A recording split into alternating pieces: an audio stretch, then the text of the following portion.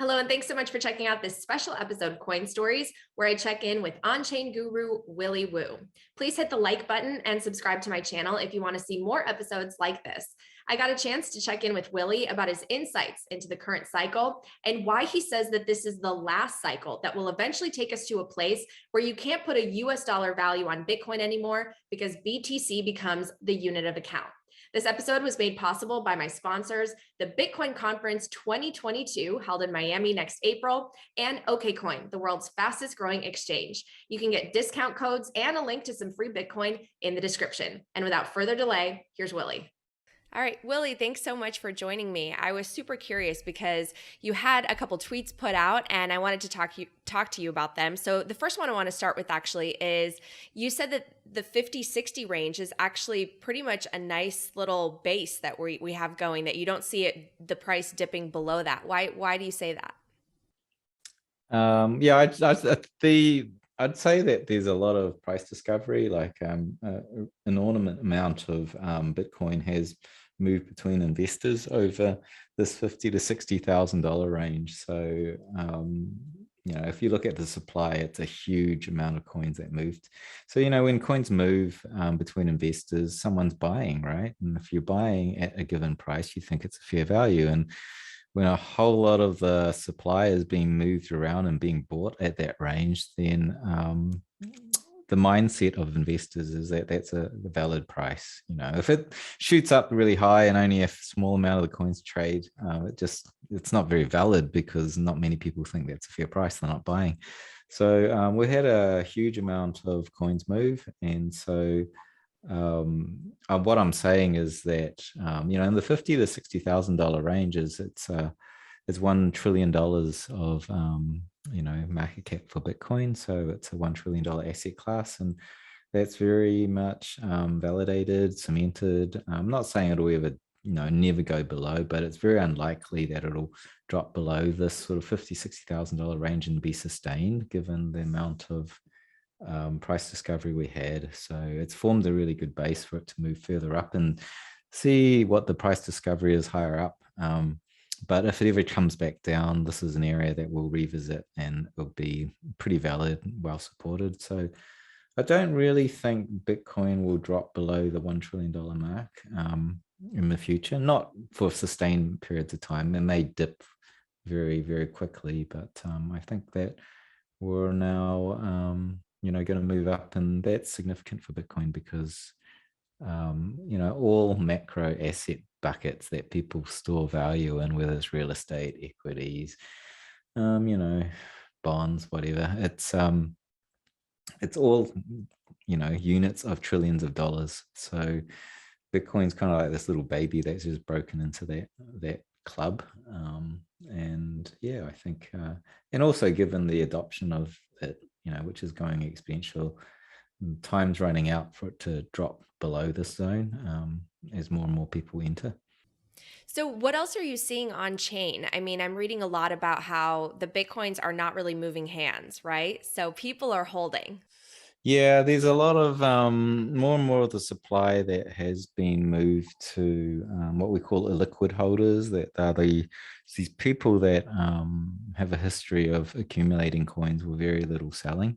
So that trend's continued. Notably, a lot of coins are moved off the exchanges.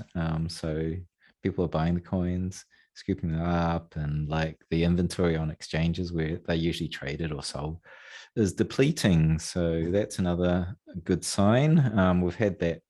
It's unprecedented, really. It's been running like that for the good, it fluctuates, but for the most part, it's been depleting for a year, and that's a new pattern. So if you were to look at Bitcoin over the last 12 years, it started off with more and more coins flowing into the exchanges from those early guys that mined it from as early as 2009, 2010 onwards, and they were selling in, and so the supply started to fill the exchanges, and it was traded. And around the COVID crash, like a year and a half ago, I guess, there was a sea change of activity, and like that behavior started reversing, and so a lot of the coins started moving away from the exchanges and being locked up into cold storage under people that are hodling. So that's been going for a very, very long time. And it's,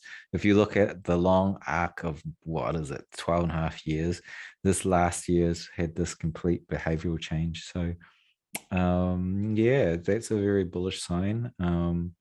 It's not all, well, we've also seeing that there's what Glassnode, the on-chain data provider Glassnode, they have a metric called long-term holders, which is essentially coins that are being locked up in wallets for 5 months or more, right? And if they're been in a wallet and they've aged for 5 months, there's very little chance that they'll be sold.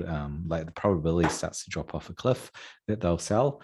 And so if you would look at that cohort, that's been ramping up and up and up, and now we're at peak levels. And so those guys are now starting to sell into this kind of rally we've had from 30,000 to the mid 60,000s. So, there are people selling into it and people taking profit. But that's actually what you want to see, because in every really strong rally, you see these guys start to sell into it, that have been around for 5 months. They probably bought in the first quarter of this year and made substantial profit. And it's a real good indicator, because you can kind of measure how much of those coins are out there. And as they start to deplete down those 5 months coins, as they sell, obviously now they'll start from zero, day one, day two. So that side of things, as it starts to like bottom out, then we're reaching the top of a bull market. And the good news is that they've only just started selling, so it usually takes many, many, many months for that trend to sort of reach its end. So like that's telling us that we've got probably 3, 6, who knows, even 9 months of a rally ahead, but yet to see how that progresses, because it changes every week. So yeah, everything's relatively bullish on the longer, like sort of the weeks to months out from here. Like anything can happen within the day or hour, but months out, it's pretty bullish. Well, that's really interesting to hear. So, why do you think it hasn't broken that 70 mark? Because obviously the all-time highs are exciting, but I mean, they're not too far from, the 60s we had earlier this year before the big correction. So, why can't we break 70? I think, well, the market's been a little bit overheated. We had the ETF that was announced, so there was a lot of speculative buying that came in, and a lot of the people that have bought are more speculative in nature. And so, if you were to look at where we sit in terms of what I call supply shock, which is the ratio of those guys that are really strong holders to the rest, like I would say the ratio of coins held by these really strong holders versus more speculative hands, we're not at the ratios that we saw in the first and second quarter before May. We're actually climbing up there, but not at the same levels where we last touched the $64,000 range. So structurally, you could say we're not as bullish on chain, at least, but we've also had a lot of changes with the ETFs being approved. So those ETFs are futures based. They're not actually buying Bitcoin. They're actually buying futures contracts to get exposure to the price. And so in a way, that's like a new kind of thing that we have to account for. And like, for all things being equal, the price should be much higher, like for the given amount of on-chain hodling, because now we've got these hodlers that are hodling actually derivative contracts rather than Bitcoin themselves. So I think you take the two in concert. The hodling on-chain is not as strong as, say, April. But then we've got this new kind of kid in town, which is hodling the derivative contracts. But overall, it's been there's a lot of speculative FOMO, and the fundamentals are catching up, but we're just going sideways a lot, just to really wait for that to normalize. I think like when I look at it, I've been saying to, a lot of my subscribers to my newsletter, it's just like, it's sideways, it's consolidating, it's a little bit overheated. We've got a few weeks to wait, and that's actually what's happened. Just yeah, it's just a wait and see game. Like the fundamentals really strong over the next 3 to 6 months. Locally, it's been overheated, and we just have to wait. It takes some time. There's been, and the other thing is everyone is very, very bullish right now, and whenever everyone's bullish, it's very difficult for the price to run upwards because you get a whole lot of speculative long positions in the markets, and that makes it very, very profitable to take the other side and short it and prevent the price rise and effectively take out the long positions. So the majority is very seldom right. So we need to get into a position where the market's a little bit more confused about the price going up, and that actually opens the window for the price to go up. Markets are funny like that because it's game theoretic between buyers and sellers, and it's kind of a sports game, right? If everyone is going one way, there's going to be some really big players out there that are going to push it the other. Yep. Okay, wait, I want to talk to you about this tweet just to close up because I thought it was really interesting. You tweeted, "What's my prediction for the top of this cycle since I think this is the last cycle, the one that takes us to saturation, which if it wins, we can't put a US dollar value on it because things get valued in Bitcoin. Thus, the cycle top is easy to pick. It'll be 1 Bitcoin equals 1 Bitcoin." What do you mean by that? Because people are responding saying, "You think the dollar is going to be gone in the next, 10 years?" Yeah, that's what I'm alluding to is that the unit account changes. Firstly, I'm saying that we're cycles like we talk about bull bear cycles in Bitcoin, it's 4 years.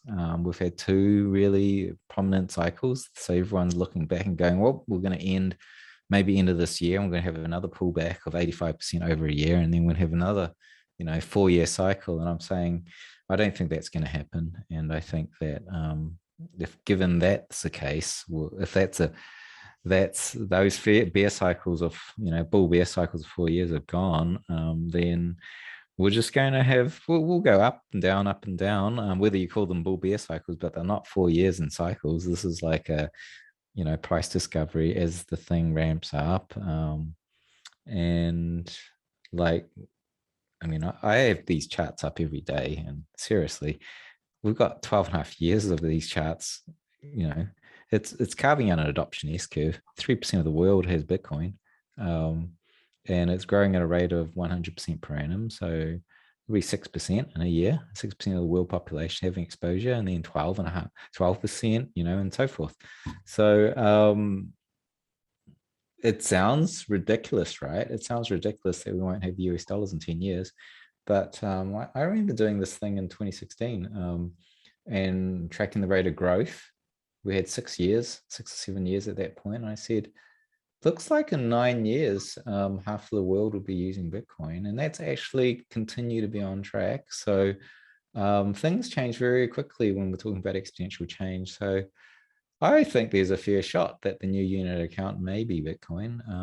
Sounds ridiculous when the only 3% of the world's using it, but remember, it's going to be 6% and 12% in 2 years, and then it's going to look a lot more obvious. And so, yeah, if the unit account changes, and yeah, that's a a lot of things change. So that's what I'm saying. That's fascinating. I love that. So, and you think that could play out like in the next, 10 years then? 10 years and the US dollar just, it obviously will still exist in some way, but Bitcoin will take over. Do you think America would put it on its reserves or? Yeah, I don't really know. I'm just tracking the rate of growth of this thing and the valuation. I don't know whether or not nation states are able to like mitigate its rise. Um, I kind of think that like it doesn't really make sense for nation state currencies to exist as they have been in the past, being fiat, sovereign issued, demanding their citizens to hold it or spend with it. Not in a digital age, not when like more and more of the population are digitally mobile, can work anywhere in the world, can travel anywhere in the world, and they want a borderless currency. So anyone who's traveled a bit has noticed that there's this new movement of mainly millennials and younger digital nomading, as they speak. Well, they work online and they go to places in the world that have better value for living. And I've observed that most of them are very early in crypto because that's exactly what they need, a store of value that is in the cloud, that it's not in a bank, because banks don't work internationally. Anyone who's traveled notices that they're very pro crypto, and it actually works for a digital life. And as more and more people move into the digital realm, you see this with NFTs as well. Like more and more real world stuff is being coexisted and digitized. I'm looking at it now and looking at nation state currencies and going, it might not be obvious now, but wait 10 years and you're starting to realize it's starting to look very, very archaic, and it looks like a copper, silver, and gold coins being traded versus, something that is very native to, effectively what runs global commerce now, which is all digital. So I don't see it as a big leap. Maybe I live in the future a bit, but I'm looking at what we've got now and what we've got right now developing. And it's just the future's here. It's just taking time to spread, and it's spreading very quickly. I love it. Okay, well, so what are your final thoughts or something that you're going to be watching for right now as we head into the end of the year? End of the year. Oh, okay. Yeah, I'm just really interested to see who the next buyers are. So you've got, we've had the first bunch of corporates that have bought in, and we haven't had a really big Fortune 20 company come in.